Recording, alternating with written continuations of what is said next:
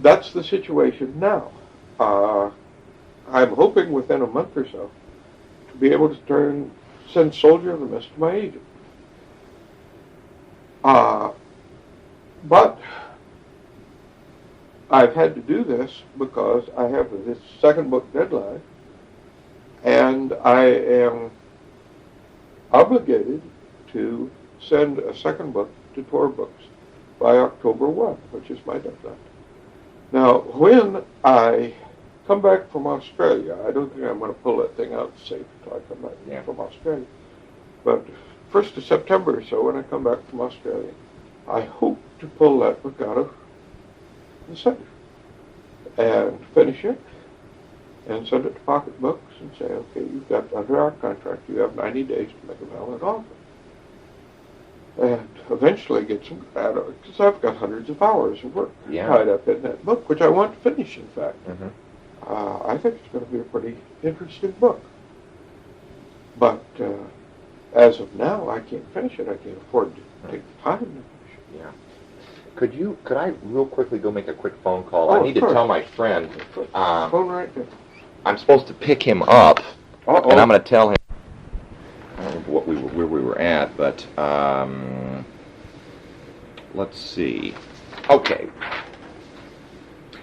I thought maybe you might want to talk a little bit about Peace, how that book formed, and maybe I should lead into this by saying I had a suspicion as I was reading that book that this was someone that you identified with in some way, because you were able to. It was very much modeled on me. Is that right? Very much so, yeah. My mother's middle name was Olivia, which should be enough of a giveaway for anybody. The house in the south they went to is pretty much modeled on my mother's father and the visit that I made there as a child. My mother's father was this absolutely incredible man that nobody, maybe I shouldn't preface it by saying that nobody believes him, but I hardly believe him myself. But he was a Scottish seaman as a kid, a young boy, who jumped ship in Texas and joined the U.S. cavalry and fought Mexican bandits. This is like 1900, something like that. No, it couldn't have been that. Hell, that was when my mother was born. It would have to be earlier than that. 1880 or something. But anyway, he was a U.S. horse cavalryman down there. He then became a circus performer. And he ended up as a foreman in shipyard in Belhaven, North Carolina, where he met his wife and married her, and they had, I think, 13 children in all. Wow. I don't think they ever had 13 that were alive at the same time. Yeah. You lost a lot of them young in those days. Yeah. But when I saw him, he was an old man who had a wooden leg, which he stretched out in front of him like this. And a jug of corn whiskey. He's the only guy I've ever known close who actually drank corn whiskey out of a jug, like Snuffy Smith. And he had a stick, a cane, to help him walk. And if I got close to him and he didn't want me close to him, he went like this, like he was going to beat me with the cane. He was absolutely stone deaf, but he didn't want to hear you. And he had a pit bulldog chained to the tree out in front of the house. And we fought in dog ring. And he had fighting chickens and little pens in the back of the house. And he was a real, William Faulkner character. Yeah. And so a lot of that, the grandfather in Peace that raised candles on the Christmas tree and so on, was modeled a lot on him. Castinsville, the town in Peace, was modeled largely on Logan, Ohio, which is where my father was from, and this is where the grandmother who kept the Sunday papers lived, and so on. And it was the small town. I was a city boy. Houston wasn't that big a city, but it was still a city. Yeah. 200,000 or so when I was a kid there, I think. Probably something like 2 million now. And it was a small town that I knew best. the river, I forget what Kanakasi River or something like that. Yeah, it's almost like... Yeah, is the Hocking River, which flows past Logan, Ohio.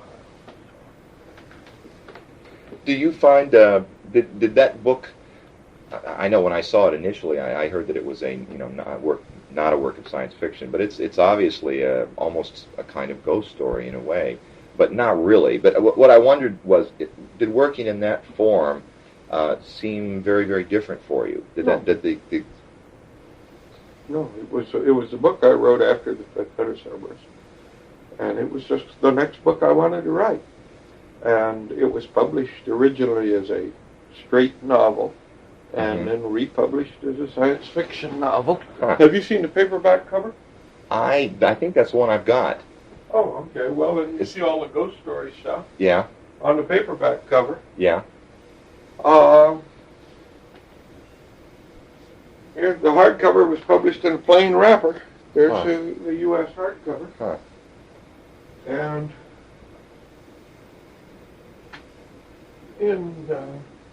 they just brought this out in England. All this is way back in the early 70s in the U.S., but it just came out in England this year. You can tell from the picture that's me at my absolute maximum heaviest. That's neat, Gene. And they did it as a simultaneous trade paperback and hardcover. That's the trade paperback. And it's going to be a book club book in Australia, I just learned. Oh, you'll have it down there when you're... Yeah, I think it's a that's beautiful neat. edition, Gene. Yeah. It's nice. It is Really nice. A guy reviewed it for the London Times and said that Chatto should have hired Edward Gorey to illustrate it. And all I could think of was, right on! Yeah, God, would I love right. to be illustrated by Edward Gorey. Do you identify with your, I mean, for example, with Severian, was that somebody that, in a way, you identified? And do you find it easier to write, or is that necessary for you in some way to be able to identify with your character? Well, I identify with all.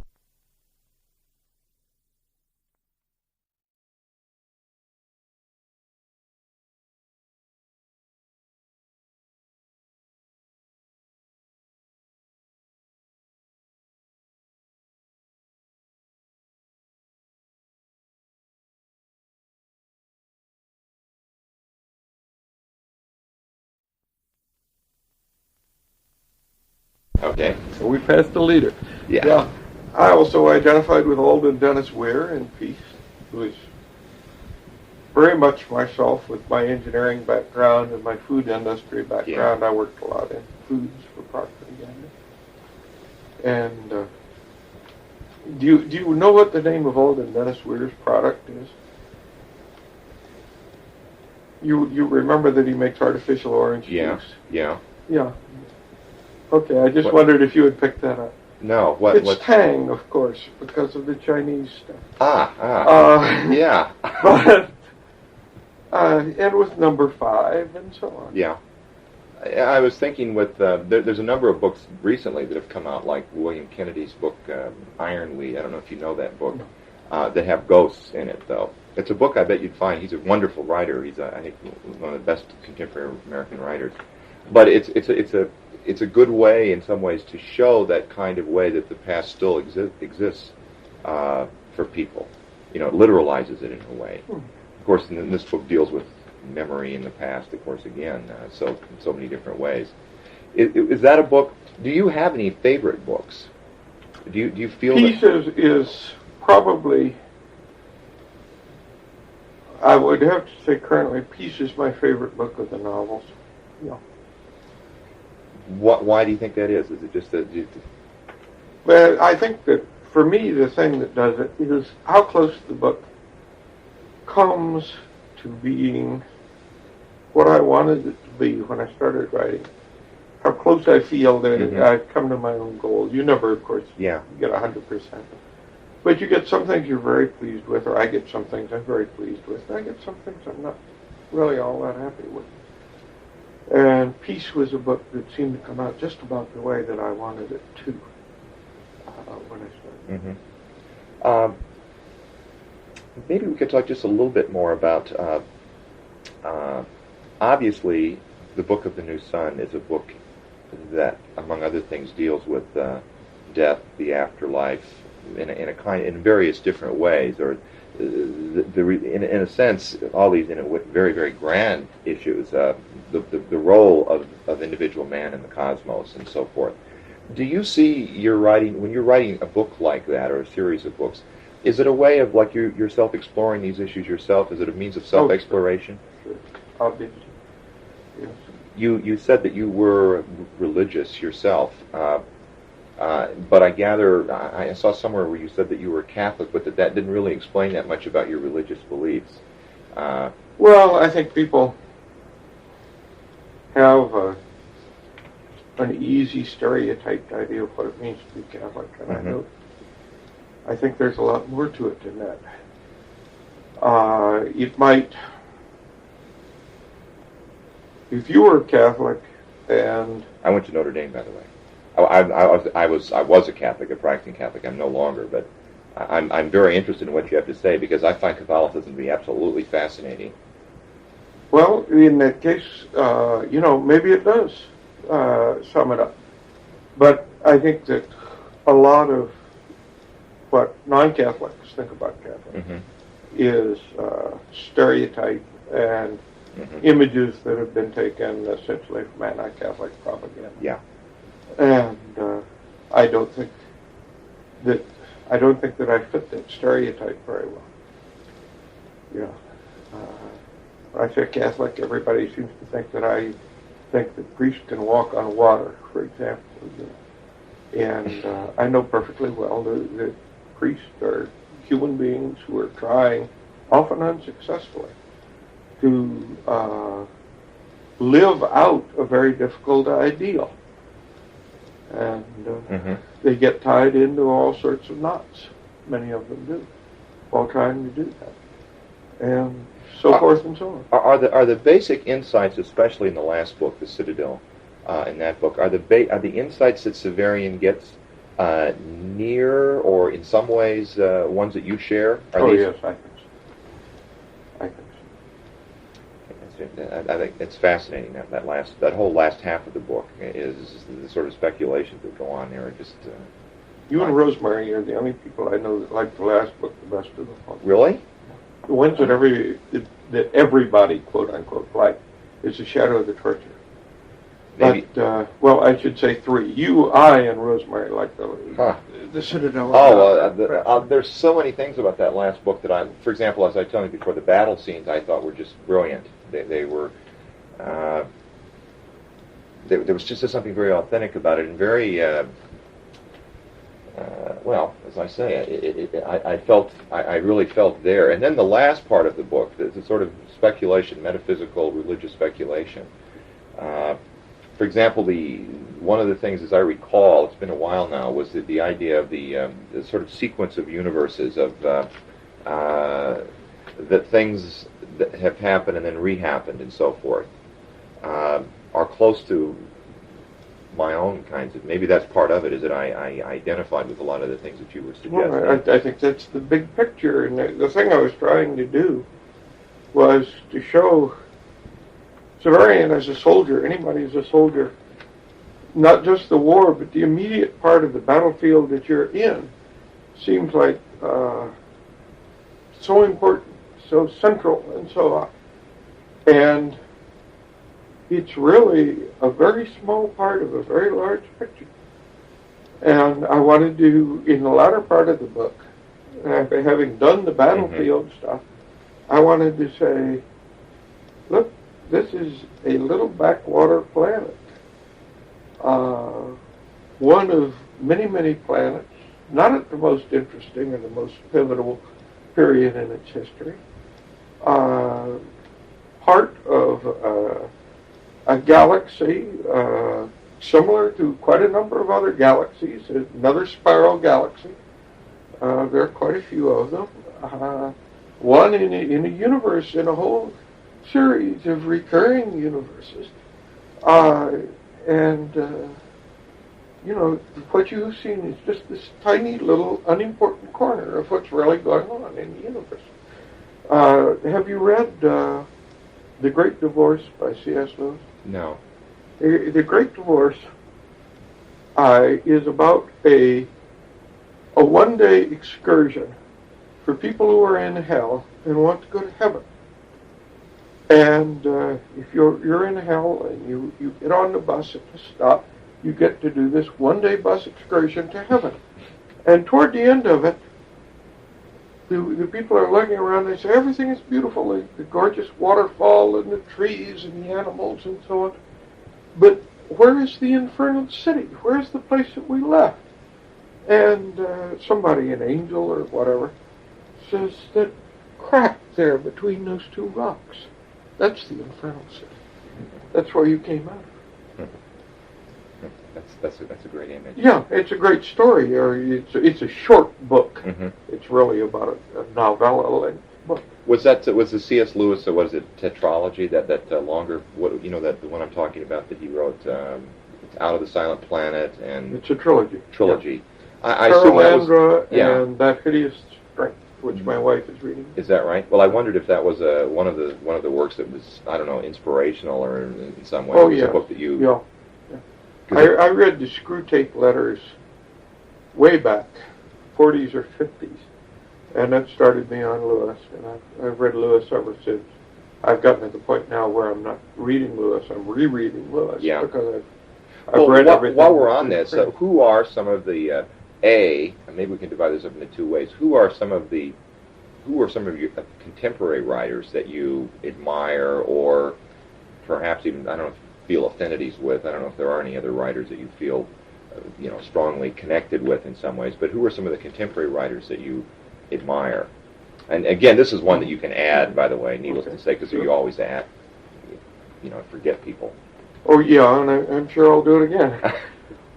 Ray Lafferty, who we've already talked about. Algis Budrys, who is right here in Chicago. Joanna Russ, Ursula K. Le Guin. Damon Knight, who has just started writing again, I'm happy to say. Frederick Brown, who is dead now. Theodore Sturgeon, who I still think was a fine writer, wrote the first science fiction story I ever read. Michael Bishop.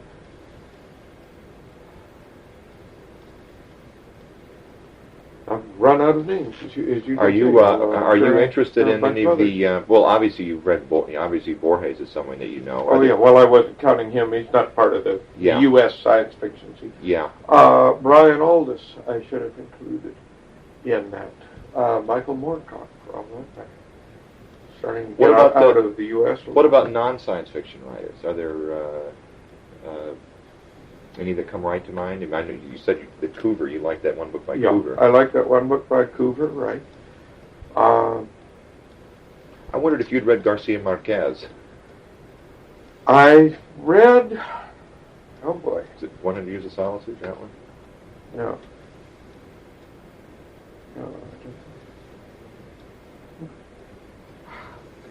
What's the book with the bride on the cover?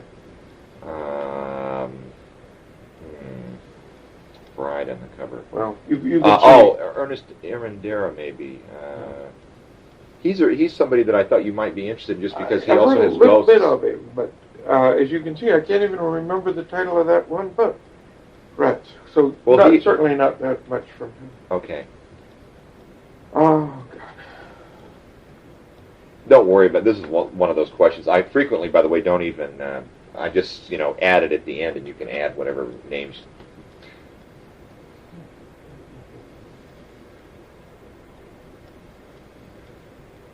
Well, what about earlier writers? I know that Dickens is on. Again, there's a long list, but who else were people that you? Proust is obviously another one. Proust, Dickens. I should mention that I have been reading C.S. Forester, and I've read and reread a great deal of Arthur Conan Doyle, which perhaps I shouldn't admit to all these unfashionable people. That's my wife. Kipling, as I said, I grew up on Kipling. I haven't read that much Kipling in years now, but I'll probably go back to it sooner or later. Oh, God. Poe, who we've already mentioned. Lovecraft, who I guess is a science fiction writer, Yeah. quote unquote, but to me he's the successor of Poe. If there's a continuation of the Poe line, the continuation is Lovecraft. Nobody's really ever succeeded in continuing the Lovecraft line, although August Derleth tried hard, but without success. I'll say that since he's dead, you can't hear me. Yeah.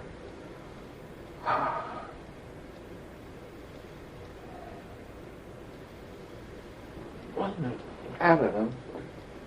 Because I cannot think who wrote the book, and I've never read anything else by him. But this is a book that I always think of when I think of Salinger. Do you have any idea who this man is? Oh yeah, I know. I've met him. I've got this book. Jerome Trun. Yeah, he's got a whole bunch of novels. A lot of them, a dozen of them at least. And this is one of the most unusual ones, though. That I loved. Nabokov. I should have named Nabokov. Oh yeah. In fact, I noticed that Van Ness. There's a character in Peace. Is it Dr. Van Ness? Is it? There's a Dr. Van Ness in Peace. Well, I wondered. You know, in one of Nabokov's books, in Ada, is it Vanessa Van Ness or something? Anyway, that was a. I'll be darned. It was probably unconscious, but Yeah. I suspect that's where it came from. Yeah. And Pale Fire, which I love. Yeah, that's a Yeah. incredible book. Now, there's a writer, too, that is always interested in that kind of dividing line between fantasy, imagination and reality. Again, that seems to be one of those things that you've already talked about that a little bit, as a recurring interest of yours, is that kind of where reality and illusion kind of fade, merge together. And there's a kind of almost metaphysics underlying that. Well, because as that example you gave me earlier about what you see being a kind of... but Nabokov, of course, deals with that over and over again. We're still there. here. We're just about done. I'm about ready to take off the manacles. You can come down if you want to. Um, Thomas Merton, the Seven-Story Mountain, and all that sort of stuff. Yeah. I thought I'd maybe conclude with a couple of just kind of off-the-wall questions. In Peace, at one point, Weir says that he believes America is the land of magic, and that we now past Americans, what do I have? Are the magical people in it? Now, this is the kind of what is your feeling about America right now? We're a land of tremendous technology. We're a land of almost science fiction. Do you feel America is a land of magic? Yes, absolutely. What makes us magical? There, I don't know. Or what makes I America don't know magical? that we can analyze that and say why America is the land of magic. But if you go outside America, I think you will find out that as far as the rest of the world is concerned, we're living in Oz, right here. Mm-hmm. You too. Okay. What are your own feelings about the direction of our use? You've grown up in an age that's produced the atomic weapons, and also the age which landed us on the moon. From a personal standpoint, where are we heading with science? Are we going to destroy ourselves? Do you think that do you have any feeling about what? It seems like we're right at the stage where we can go in one of two directions, or maybe not. Maybe we can blend them. But well, I think there are a lot more than two directions. Yeah.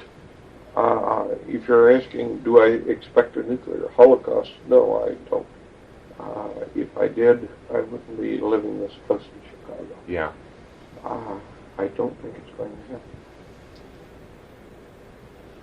Because when I think about the war situation, it seems to me that it is a no-win situation, and clearly a no-win situation for both sides. And under those circumstances, I don't think war starts. I think war starts when someone thinks that he can achieve an easy victory. Iraq invading Iran, that's a classic example. It looked to whatever his name is, dictator of Iraq, like he could walk into Iran and take over. Hitler had sold himself so much on the idea that we Germans are strong and pure and everybody else is weak and degenerate, that he was able to convince himself and a great many other people that Germany could achieve an easy victory in Europe. Britain would make a separate peace. He would be able to essentially buy off Stalin until he was ready to kill him off, and then he would be ready to kill him off. And I don't see somebody on either side getting into that kind of a situation with nuclear weapons. I don't think that whoever the premier, whoever the president is going to be, is going to say, gee, I can clean all this up in 3 months. And that's when people, that's when it happens. There is one other time that it happens. And that is when one side feels, from now on, we're just going to get, things are just going to get worse and we're going to be destroyed. We have to fight now. And that one worries me a little. It worries me much more than the other one. But I don't see it happen. There are some very real questions, though, about where do we go if we don't have a nuclear war. Because if you look back at history, it's only been one nuclear war, the Second World War. Yeah. And there have been a lot of decision points. And that's something that we have to look at. The Book of the New Sun was written in part because I was thinking about the kind of thing that the ordinary person in the street, the ordinary businessman or whatever, housewife, thinks that we ought to do. And essentially these people, so far as I can see, say, well, you know, space is a lot of bullshit. There's nothing really there to be gotten. Undersea exploration is a lot of bullshit. There's nothing really there to be gotten. What we ought to do is be sensible. And I was thinking about what's going to happen in the long run if we are sensible, if we simply live on the continents of Earth and wait for the money to run out. And the world of Earth is that world.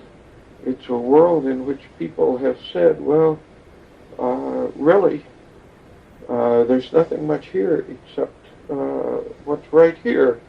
The real, honest-to-God, down-to-earth, practical stuff. Planting the cabbages. And there's nothing wrong with planting cabbages, God knows. But when you think that that's what it's all about is planting cabbages, then you end up, I think, with the world of Earth, the world of the Commonwealth, with the exhausted mines and the exhausted land. And you get a long period of peace and stability that is coupled with a slow decay. So you think it's essential in some ways, though, to move out of Earth then? I think so. Because otherwise we're facing inevitable, eventual slow deterioration. Yeah, I have tropical fish, and there used to be a fad in tropical fish for creating a balanced environment in the tank, sealing the tank, and then seeing how long it was until the last fish died. And people would get things like 18 months. But always, eventually, the last fish died. You're standing there looking at a tank full of scummy green water. And that's what the Earth of the Commonwealth is. It's that tank full of scummy green water. That's a nice image, Gene. I may end the interview when we finally get the thing. That would be a nice ending. Well, I know just since you've thought about this a lot, I wondered if you know what your feelings were about our uses of technology. If you felt that basically what man was doing right now was would you feel good about it in some ways? Did you feel somewhat optimistic about it? I feel both optimistic and pessimistic about it. We're doing some great things with technology. Yeah. We're doing some horrible things with technology. Yeah. The greatest ecological disaster ever to hit strike this planet is plastics, pure and simple. Yeah. And if I could go back and I could repeal one discovery, the discovery I would repeal is plastics. On the other hand, we are getting into space. We are doing wonderful things as far as life sciences are concerned, as far as cybernetics are concerned. I was the robot editor of Plant Engineering Magazine while I was still with Plant Engineering Magazine. In fact, I have degrees there from the Unimate School of Robot Programming and Repair and so on. And those are really marvelous things, which I'm strongly in favor of. Technology is like a punch on the jaw or a gun. It's good or bad depending on what you do with it. And the world is full of people who think that they can get rid of evil by getting rid of the punch in the jaw or getting rid of the gun. But the punch in the jaw and the gun will fight on either side. It's up to the person who's holding it. Okay. Okay. Great, Gene. I can tell you from experience